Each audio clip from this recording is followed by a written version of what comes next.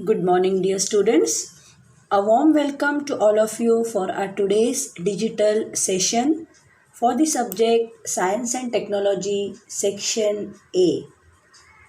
In our previous session, we have started with chapter number 9 related to chemistry, that is carbon compounds. In this chapter, we have seen the bonds, the formation of bond in carbon compounds. Then we have studied about the covalent bond, and we have also seen about carbon as a versatile element. In the first few minutes, let us just go through the topics which we have covered in our last session. And the new topic which we are going to see today is hydrocarbons, and also about the straight chains, branched chains, and rings of carbon atoms. So let us first start with a revision part, the formation of bonds in carbon compounds. I have told you that carbon being tetravalent, it has different options. It has the option to attain the configuration of noble gas helium by losing one after another all the four valence electrons, or it has the option to attain the stable electronic configuration of the noble gas neon by accepting one by one the four electrons. So what does carbon decide? Whether to give up the four electrons, whether to accept the four electrons, or whether to share electrons and form a covalent bond. We will see in the initial stage now. So let us see the different types of routes which are available for carbon. Now if carbon wishes to attain the electronic configuration of this helium gas, that is by losing one after another all the four valence electrons. Helium's atomic number is 2. Carbon's electronic configuration is 2, 4. So if it has to move or become like helium, then it should have 2 electrons. And how can carbon do this? By losing one by one all the four valence electrons. What happens in this method? The net positive charge on the carbon atom, it goes on increasing during the loss of every electron, and hence to lose the next electron more energy is required, and the task of losing these electrons becomes more and more difficult. Moreover, the C4 plus cation that would ultimately form in this entire process, it would become unstable in spite of its noble gas configuration. So carbon atom does not take the first route to attain the noble gas configuration like that of helium. So the first route for carbon is cancelled. Let us see now which second route carbon tries out for. Helium is cancelled. So the next is that of neon. Neon's atomic number is 10. So electronic configuration is 2, 8. So if it has to attain the electronic configuration of neon, then it has to accept 4 electrons. So it can do this by accepting one by one the 4 electrons in the valence shell. Already 4 are there. 4 are taken up. So 4 plus 4, 8. So it can become like neon. Then what is the difficulty over here? Here in this process, the net negative charge on the carbon atom, it goes on increasing while accepting every new electron, and hence more energy is required for accepting the next electron by overcoming the increasing repulsive force, making here the work again more and more difficult, and hence the C4 minus anion. Now here why anion? Because electrons are taken up. Here why cation? Because electrons are being lost.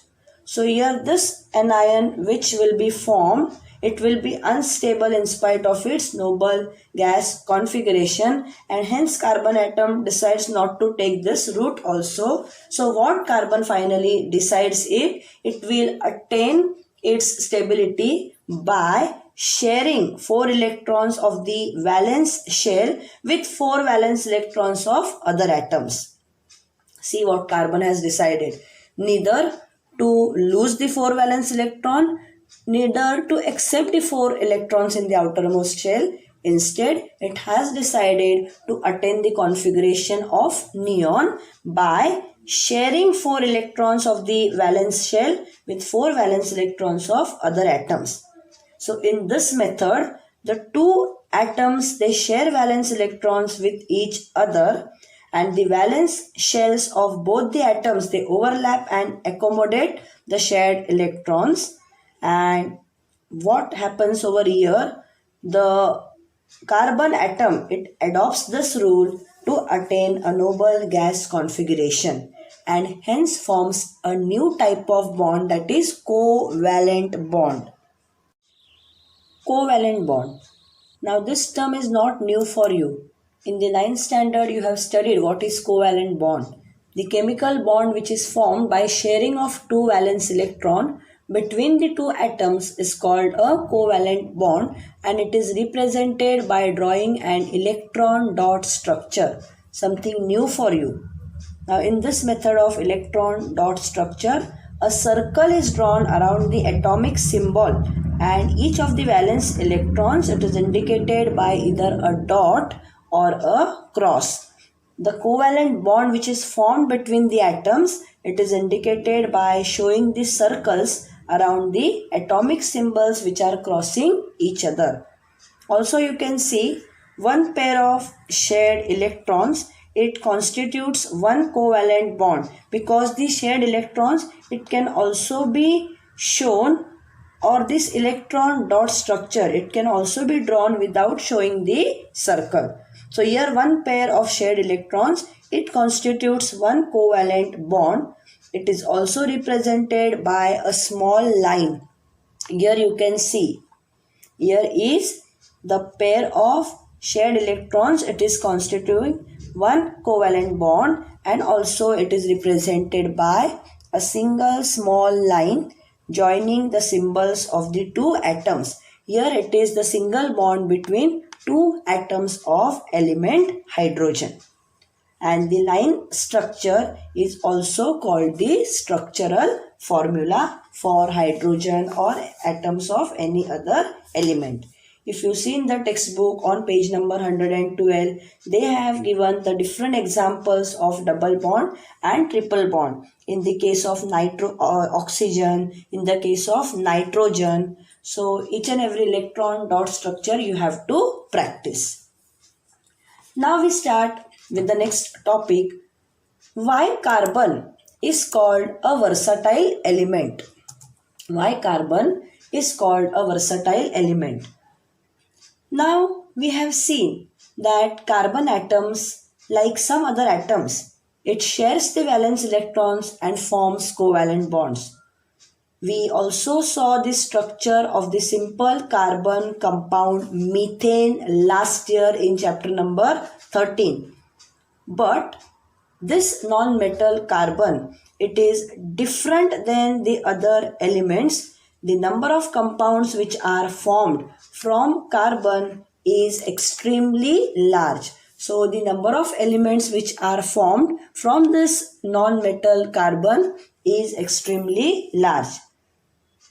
We have seen last year also that except for the objects which are formed from metals and glass or soil, all the other objects in the nature, they compose carbon, they are made up of carbon. So what you can say in short, we can say that the entire living kingdom is made from carbon. There are millions of molecules ranging from the small and simple methane, that is CH4, to the extremely big DNA molecule. They all are composed, they all are made from carbon. Not only that, the molecular masses of carbon compounds range high up to 10 raised to 12. See how important this element carbon is. What does this mean? This means that carbon atoms, they come together in a large number to form extremely big molecules. So what might be the cause of this different or unique property of carbon? It is due to the nature of the covalent bonds which are formed by this carbon that it has the capacity to form a large number of compounds. Now let us see in short the different characteristics of carbon. The first is catenation power. What do you mean by this term catenation? Just now I have told you carbon has a unique ability to form strong covalent bonds with other carbon atoms, resulting in the formation of big molecules, and this formation of big molecules is called catenation. The carbon compounds, they contain open chains or closed chains of carbon atoms. Now, this two carbon atoms, they can be bonded together not only by one single bond but also by 1, 2 or 3 covalent bonds, and one is called as single, 2 double, and where 3 bonds are called, it is called as triple bond. And due to this capacity of carbon atoms to form multiple bonds as well as single bonds, the number of carbon compounds increases. You can see examples of some of the compounds: ethane, CH3, single bond CH3, ethene, CH2, double bond CH2, ethyne, CH, triple bond CH. Last year in the 9th standard, in chapter number 13, you have studied about saturated and unsaturated hydrocarbons. Here also in this chapter ahead you are going to see. So when there is a single bond, then you call it as saturated hydrocarbon. When there are double, triple, that is multiple bonds, such you call as unsaturated hydrocarbons. The third property is being tetravalent. Tetravalent means 4 valence electrons are there. So tetravalent, one carbon atom can form bonds with 4 other atoms that may be of either carbon or any other element. So this results in the formation of many compounds. For example, 5 different compounds are formed using one carbon atom and 2 monovalent elements, that is hydrogen and chlorine. Monovalent, why? Because they have valency 1. If you take the example of hydrogen, it has valency 1. Chlorine's electronic configuration is 287. So also its valency is 1. So see the different types of compounds: CH4, methane, CH3Cl, CH2Cl2, CHCl3, CCl4. So you can see n number of compounds are formed. So similarly the carbon atoms, they form covalent bonds with atoms of different elements like oxygen, nitrogen, sulfur, halogens to form different types of carbon compounds. Not only that, one more characteristic which is exhibited by carbon is isomerism. When we speak about isomerism, the typical definition that comes ahead is compounds with identical molecular formula. Means molecular formula are same but different structure. They are called as isomers and the property is called as isomerism. Now carbon, it is responsible for the formation of large number of carbon compounds, which is isomerism. Our next topic which we are going to start today is hydrocarbons. Word is not at all new for you because last year in the 9th standard in chapter number 13, carbon an important element, we had seen the base, we had studied the basic of hydrocarbons. What are hydrocarbons? You know that carbon compounds, they contain many elements and the main element is hydrogen, which is present to a smaller or a larger extent in majority of the carbon compounds. So the definition of hydrocarbons is compounds which contain hydrogen and carbon as the only 2 elements are called hydrocarbons. The word itself tells you hydro and carbons means hydrogen and carbon together. Now hydrocarbons, they are the simplest and the fundamental organic compounds. Last year you have seen that the smallest hydrocarbon is methane, CH4. So the examples here you can take is of methane or ethane, C2H6. Now the two types of hydrocarbons which we are going to study are saturated hydrocarbon and unsaturated hydrocarbon. Saturated, when you can say the hydrocarbons which contain only carbon to carbon single bonds are called as saturated hydrocarbon. Keep in mind, last year also I had told you this topic should be registered in your minds firmly because it is linked with the 10th standard syllabus. So here now you can see you have studied about saturated and unsaturated hydrocarbons last year. So carbon to carbon single bonds, then saturated hydrocarbon. Examples are methane, ethane, propane, butane, etc. On the other hand, what do we mean by unsaturated hydrocarbon? Ane, methane, ethane. So saturated hydrocarbons are also called as alkanes.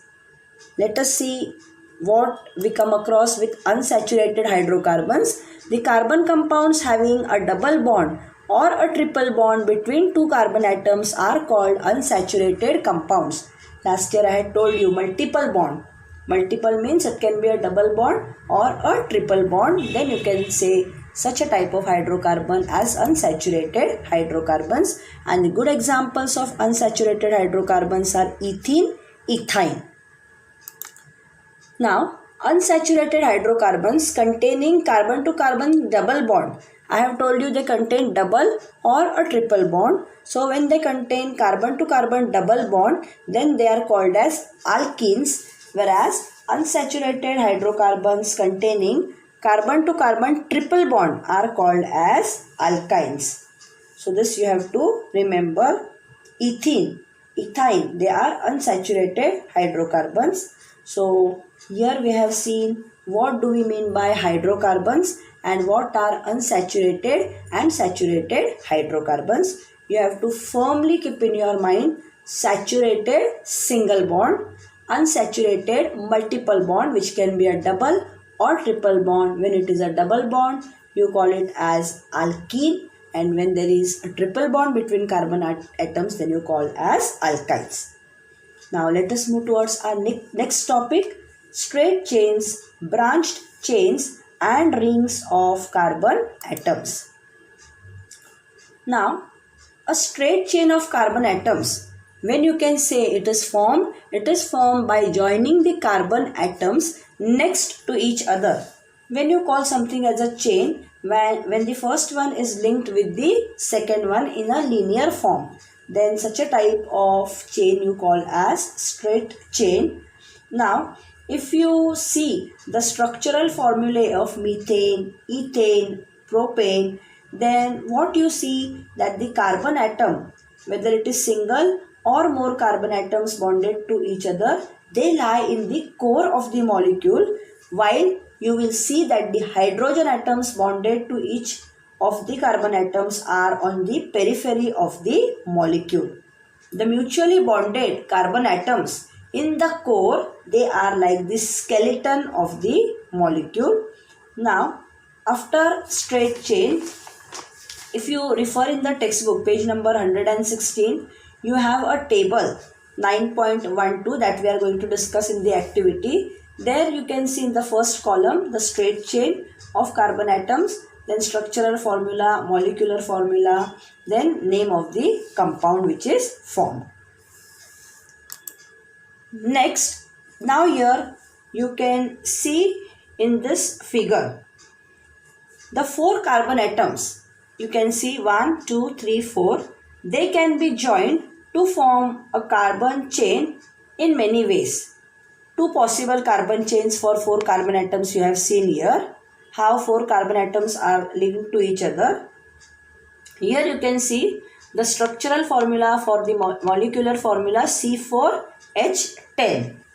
So 2 different structural formulae, they are obtained by on joining hydrogen atoms to this both the chains, that is 2 chains, so as to satisfy the tetravalency of the carbon atoms. Now the molecular formula of both the structural formulae, See the structural formulae. The molecular formula of both the structural formulae, it is same, that is C4H10. These are two different compounds. Why two different compounds? Even though their molecular formula is same, but the two compounds are different because their structural formulae are different. It is varying. And the phenomenon in which compounds having different structural formulae and have the same molecular formula is called structural isomerism. See the different definitions which we are studying. We have studied initially about the covalent bond. Then we have studied about saturated, unsaturated hydrocarbons. Then we have studied about alkanes, alkenes, alkynes. And one more definition here is structural isomerism. Now, the number of carbon atoms increases further due to the isomerism which is observed in the carbon compounds.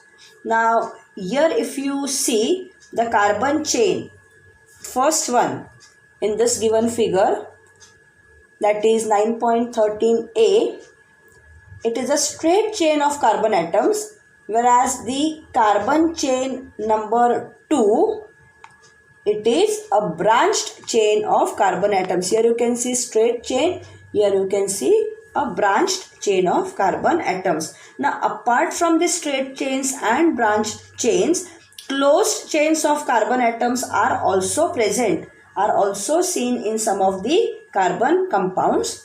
Now see, after the straight chains and the branched chains, you can even see that carbon atoms are present in the form of closed chains in some of the carbon compounds, wherein the rings of the carbon atoms form. And here a good example is of cyclohexane.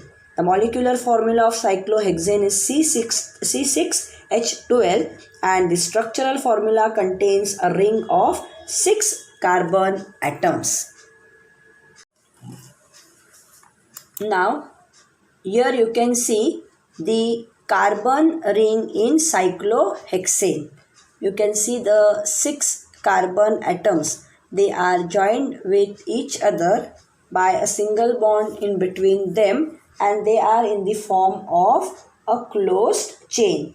They are neither in the form of straight chain or branched chain. Here you can see like a ring. Hence it is saying the carbon ring. Now structural formula of cyclohexane, you can see 6 carbon atoms, and here each carbon atom is joined to hydrogen. So 1, 2, 3, 4, 5, 6, 7, 8, 9, 10, 11, 12. So 12 hydrogen atoms and 6 carbon atoms. So the formula is C6H12. So all the types of carbon compounds, whether straight chain, branched chain or cyclic, they can be saturated or unsaturated. So what you have seen up till here? Today we have seen what are hydrocarbons, then what do we mean by saturated and unsaturated hydrocarbons, what do we mean by alkanes, what we mean by alkenes. That everything we have seen in this part. Now here I will display a figure where various types of hydrocarbons are shown with examples for straight chain, branched chain and cyclic hydrocarbons. One example each belonging to saturated and unsaturated hydrocarbon. You have to go through it. Do not prepare as such, but certain like propane, isobutane, cyclohexane, this you have to prepare for the exam. Now here is the straight chain hydrocarbon for propane. C3H8 is the molecular formula. You can see 3 carbon atoms joined with 8 hydrogen atoms. Propene, it becomes an unsaturated hydrocarbon because you can see carbon-carbon double bond over here. C3H6 is the molecular formula. Propine also is an unsaturated hydrocarbon because between 2 carbon atoms you can see a triple bond. So double bond ene and triple bond ine, alkyne. For branched chain you can see an example of isobutane. C4H10 is the molecular formula.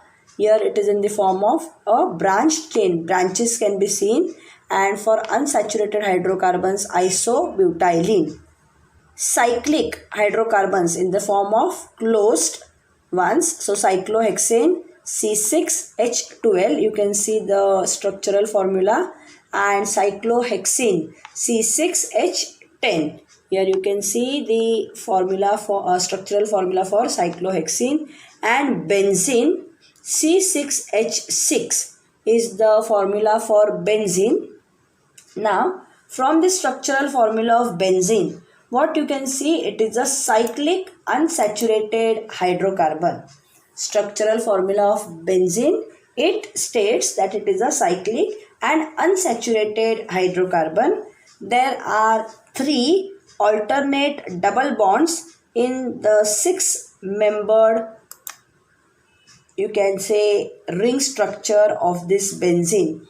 3, you can see over here, 3 alternate double bonds between carbon to carbon atoms in the entire structure of benzene, and the compounds which are having this characteristic unit in their structure, they are also called as aromatic compounds.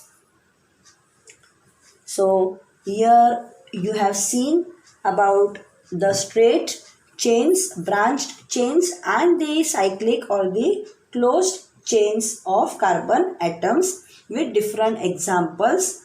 For each and every part, that is for a straight chain, branched chain and closed or cyclic hydrocarbons, prepare one example thoroughly along with the structural formula. So we wind up our today's session by ending with this topic of hydrocarbons and the chains of carbon atoms.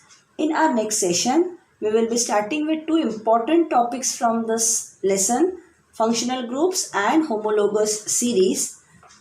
IUPAC system or the IUPAC nomenclature system, this is the topic which I will be taking up towards the end of the chapter, because first I will complete the explanation part. So after homologous series, I will be taking up the chemical properties of carbon compounds, and when the entire chapter gets over, then I will teach you the IUPAC nomenclature, and then we will take up the discussion of textual exercise.